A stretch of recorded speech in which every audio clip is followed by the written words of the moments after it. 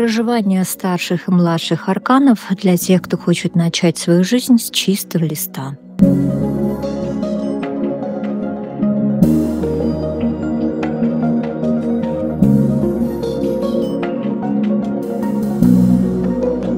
Ну что, девочки, мальчики, я вас приветствую в основных пространствах нейроведьмы. Мы с вами продолжаем премьерную серию раскладов на колоде, которая называется «Таро мифов». Колода неоднозначная, она достаточно глубокая, но по большей части я ее трактую по Уэйту, потому что здесь, конечно, нужно прям очень точно, четко знать мифологию, а я еще пока не все быка изучила. Ну, может быть, просто вы еще свои какие-то подсказки найдете, если знаете. Я так понимаю, что это греческая художница или греческий автор, потому что Елена Элиас, вот, видно, да, просто вот быка у меня на коленях сейчас лежит. Окей, что будем смотреть? Тайные фантазии, да? Давайте так, поскольку расклад на одну позицию, вообще как бы сигнификацию, посмотрим, что за человек по большей части, да, посмотрим уже тайные фантазии. Мне, конечно, очень интересно, потому что я так понимаю, что расклад вообще диаметрально противоположный от того, что я могла бы посмотреть на Монара, потому что Монару, напоминаю, спрятано в закрытых раскладах, да, хотите прям действительно глубинного выворачивания наизнанку, да, хотите очень откровенных раскладов, где я, собственно, не стесняюсь ни в выражениях, мы прям видим с вами, да, вот это все. Это там, в общем, по подписке в закрытых раскладах. Вообще там, собственно, минимальные там ценсы для входа, вообще просто я его сделала номинальным, просто чтобы спрятать от ханжей на YouTube и от цензуры, которые будут цокать мне языком и говорить, что я вот это должна снимать, а вот это не должна. И вот как бы, если вам фу-фу-фу, вас как бы никто не держит, да, если вы понимаете, что колода глубинная дает вам понимание того, что вы там не могли увидеть в себе и понять раньше, то welcome. Окей. А сейчас мы будем смотреть на колоде, которая создана по образу и подобию, да, архетипическим составляющим греческих богов.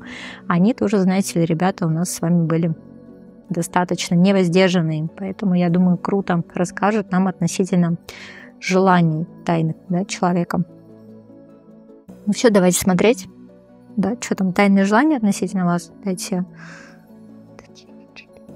Да, его тайные фантазии желания, это понимаю, относительно вас вообще, да, зачем вам чужие-то? Тайные желания фантазии относительно вас. Либо вы будете смотреть на какого-то давнего партнера, да, либо на человека, который оказал неизгладимое впечатление на ваш внутренний мир. Слушайте, не обессудьте, если я просто где-то что-то буду трактовать по Уэйту, потому что колода абсолютно по Уэйту, плюс-минус. Ну, кстати, со своим особым вайбом, на своем особом языке, что мне безумно нравится. Я очень люблю, когда проработанные быка, здесь именно проработанные быка, поэтому я такая прям, как маленький поросеночек. Нравится мне, да, это достойное вложение, потому что это не только коллекционная колода, но на ней можно вполне работать.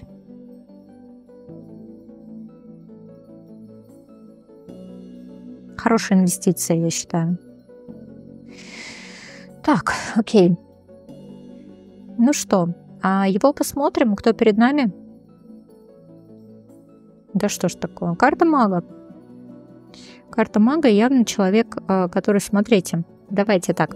На современном языке человек, который может интересоваться психологией, человек, который может интересоваться мистическими науками, человек, который может немножко быть в манипуляторах, да, человек, который может ему казаться, что он круто управляет людьми. Но опять же, в магии здесь у нас Геката как-то очень интересно, потому что все-таки это по большей части женская сущность. Если ему покровительствует Геката, то, я так понимаю, там такая энергетика просто крышесносная, да, у человека. Потому что она, по сути, и богиня магии, и богиня колдовства, да, и некромантии и прочее. скорее всего, этот человек может привлекать вас своим интеллектом, да, человек привлекает тем, что он вполне возможно не идет на поводу обстоятельств, да, там какая очень красивая энергия, вот если именно в этой колоде мы смотрим мага, да, очень мощная энергия, очень красивая энергия, может у вас, правда, знаете, ощущение, что человеку боги покровительствуют, есть такое. Ну, поскольку у нас прямые позиции, боже мой, кого вы мне вообще тут выкатили? Вот это, конечно, интересная история.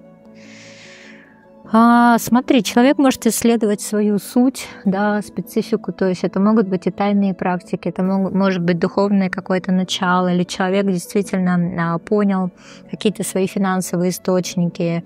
Слушайте, это может быть тантра, это может быть массаж, это может быть тактильность, вот, и, кстати, посмотри, как красиво, да? Здесь у них что, мед струится вообще, или золото из глаз? Кому-то из очень нравились прям эти колоды. Залипушные, конечно, да. На черном фоне какой-то просто мэджик. Мне кажется, нужно на черном фоне, да, снимать на этой колоде. Однако, что еще можно сказать? Ну вот смотрите, у нас здесь Геката, да, у нас здесь Аид. Смотрите, Аид у нас покровитель подземного мира, большей части. Геката богиня перекрестка, соответственно. Геката еще очень сильно мстит, если обижают ее детей. Ну, детей я имею в виду тех, кто там, допустим, ну, то есть она, как сказать, ее можно призвать, да, если, например, тебя обидели прям несправедливо, и ты можешь попросить ее помощи, и с помощью колдовства, например, она может помочь тебе. И вот смотри, человек, на которого смотришь, он, правда, может обладать неким покровительством, да, темных богов. Такое ощущение, что вот он как раз не светлыми крыльями, а темными. Кто еще перед нами? Ну, видимо, тут какая-то мощнейшая энергетика, да, может быть, он влюбляет в себя. Человек, который действительно хочет, чтобы сейчас я рассказала о его тайных фантазиях и желаниях, потому что я так понимаю, что он прям ими упивается. Он такой у нас...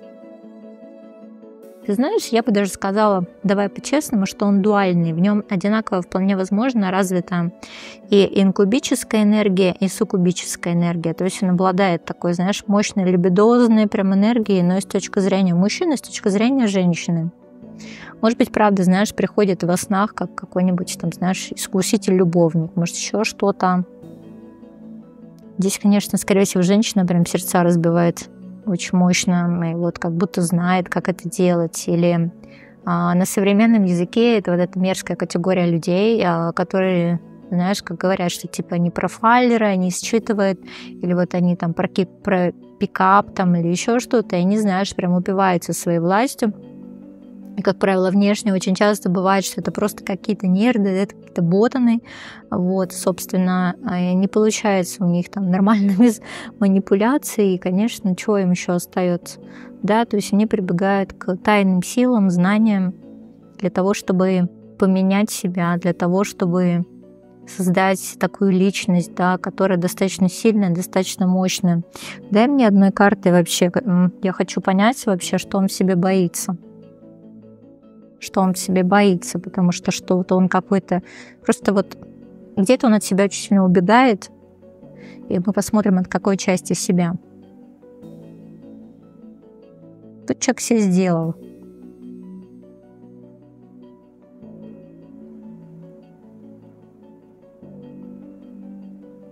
Восьмерка жезлов.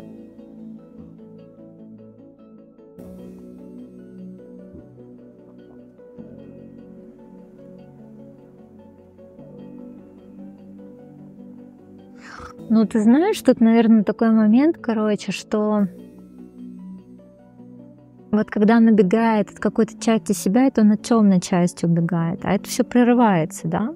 Потому что смотри, восьмерка жезлов, перевернутая жрица и, собственно, перевернутая звезда. И вот здесь вот, смотри, человеку вроде как даются знания, да, человеку дается какая-то очень интересная судьба, она необычная, она про то, что он может действительно многое познать, да, относительно себя. Но здесь вот очень сильный момент тщеславия, очень сильный момент гордыни, очень сильный какой-то, знаешь, момент, может быть, даже некой безнаказанности в этом всем может быть. понятно, что тщательно скрываемый. Еще здесь человеку хочется казаться мрачнее, закрытие, таинственнее, чем он есть на самом деле. Вот так вот. Это очень интересный нюанс. Давай посмотрим, как видит тебя. Да? Смотрим, как видит тебя. Хотя я смеюсь, конечно, все мощные карты он уже вытащил на себя, знаешь, тебе здесь не светит и не подсвечивает. Смотри, он у тебя и звезда, понимаешь, и дьявол, короче, и маг, вообще, что в тебе еще можно? Что же он видит в тебе, да? Я больше смеяться буду из каких-то пажиков, ну посмотрим. Видит, да? Ну перевернутую императрицу, смотри, ему прям действительно интересно. Он рядом с тобой чувствует себя таким, знаешь, хищником, там типа первооткрывателем. Это, допустим, как в Монара карта, сейчас я тебе скажу. По-моему, это королева жезлов. Не, погоди, это туз жезлов. Да, там, где девочка такая юная, обнаженная. Вот, по-моему, да. И там как бы смысл в том, что вот она действительно в поиске каких-то новых наслаждений. И вот здесь вот, когда, смотри, перевернутая императрица, это недораскрытая императрица. И вот он такой смотрит и думает, вот тебе вот это, то есть как бы вот его желание действительно дораскрыть эту императрицу, дораскрыть этот потенциал, да, вот как что касается чего у нас... Да, то есть вот такой, а я в тебе, типа, вижу какую-то скрытую страсть, а в тебе, типа, вот это есть. Я бы хотел, типа, это либо разбудить, либо тебе показать, да, то есть есть то, к чему я должен тебя привести. Потому что, да, месье же знает толк в извращениях, собственно, как ему кажется. Маэстро. Потому что, смотри, потенциал-то он, конечно, видит. Что еще там в себе видит?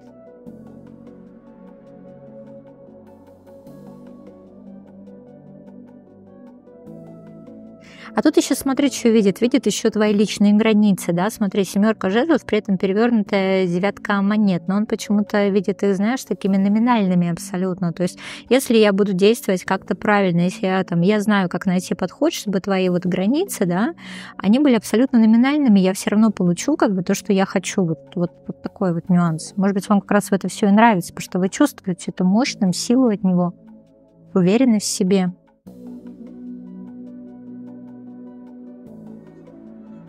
В частности, давайте одной картой температуры по больничке, вообще вот его эти фантазии, они относительно чего?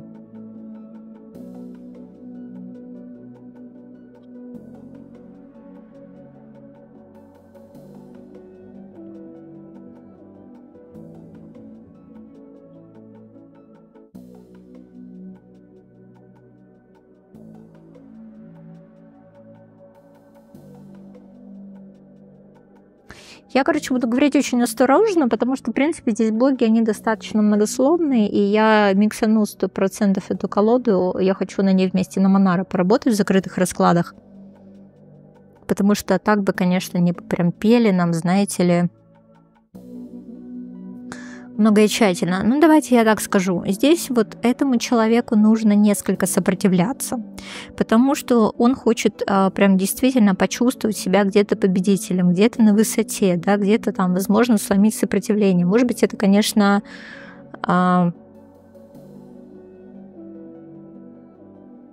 может пугать, да, давайте так. Вот это вот такие нюансы. Такая вот у него игра. Что там еще относительно тайны желаний, да?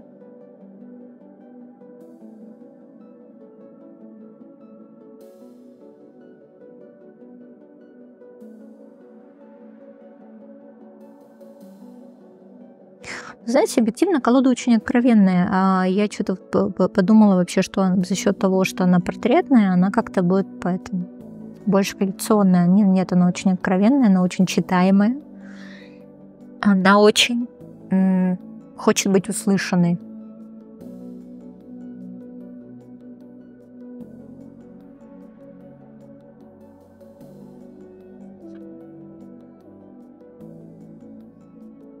Что мне на самом деле не нравится? Не нравится в человеке то, что он как будто хочет стирать границы. Он как будто хочет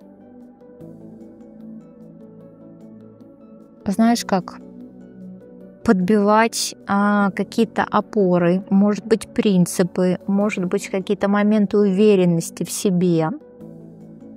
Вот на его языке это означает, типа, вот я хочу сбить корону. Ну, я не знаю, может быть, он так будет себя более уверенным рядом с тобой чувствовать.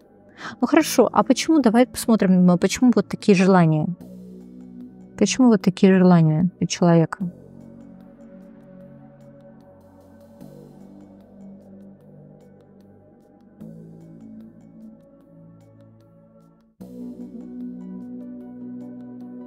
Как он себя видит вообще, если он корону сбить хочет?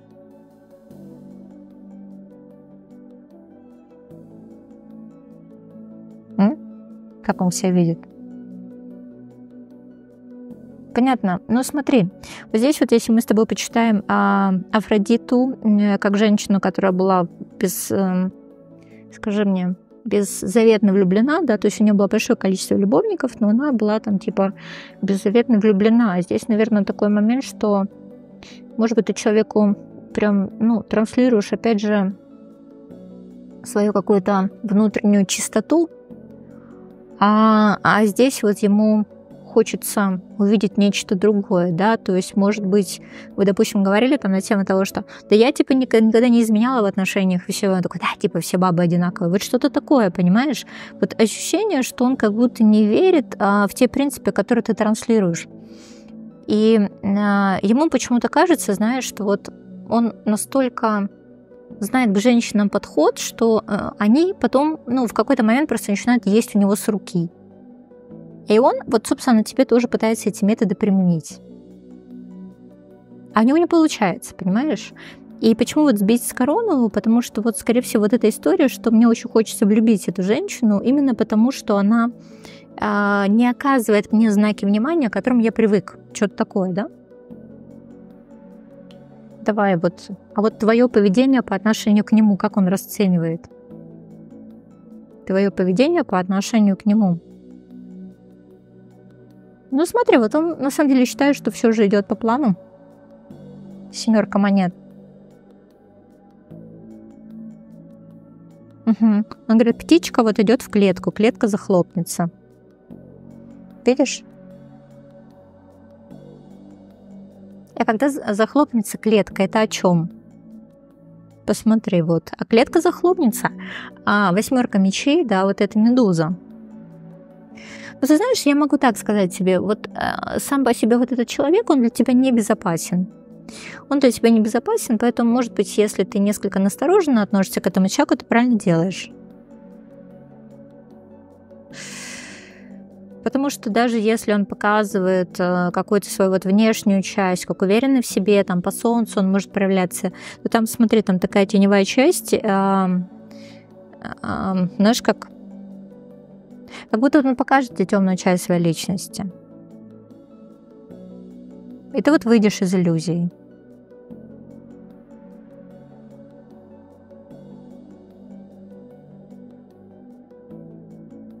Ну, потому что смотри, 8 мечей это про то, что я даже не знаю, может быть, человек хочет быть хуже, чем он есть на самом деле. Хочет показывать потом свою какую-то вот негативную часть. Но вот смотри, птичка, значит, попадает в клетку, и как он начинает проявляться тогда? Перевернутая справедливость, 10 чаш. Все ясно. Смотри, здесь вот эта вся история, мне вот так хочется сказать, что там, где ты, значит, училась, я преподавала, да и многие из вас тоже, потому что это классическая абьюзивная история. Это когда сначала, это вот, знаешь, такая позиция ближе-дальше. Я сначала тебя прикармливаю каким-то ласковым, добрым, теплым светом, потом показываю свою внутреннюю тьму, да. Сначала ты такая идеальная женщина, потом ты начинаешь меня не устраивать в чем-то. Или, допустим, сначала я тебе показываю вообще просто безграничное там поле желаний, фантазии и прочее, мы с тобой там вот это все, да, падаем в омут грехопадения, короче, грехопали с тобой, вот. А потом, соответственно, я начинаю максимально тебя прям вот как-то лепить, выстраивать там под себя, а если ты, значит, тебе это что не нравится, да, то есть вот это твое сопротивление, оно только вот как бы меня, собственно, заводит. Абсолютно, как это, знаешь, маньяческая история. Дай бог, что она ментальная, просто в его эти воспаленные фантазии, именно как бы по той причине, что действительно женщина не проявляет к нему, значимого пиетета, понимаешь? Вот. А если он, конечно, на физике такой, то он опасный такой товарищ, и, конечно, держись подальше, потому что, правда, можно здесь сердечко ранить. Тебе уже нужно сильно больше и лучше, а тут, видишь, в анамнезе как бы пораненное сердечко, нам с тобой такое не надо. Вот такая позиция была относительно твоего мужчины.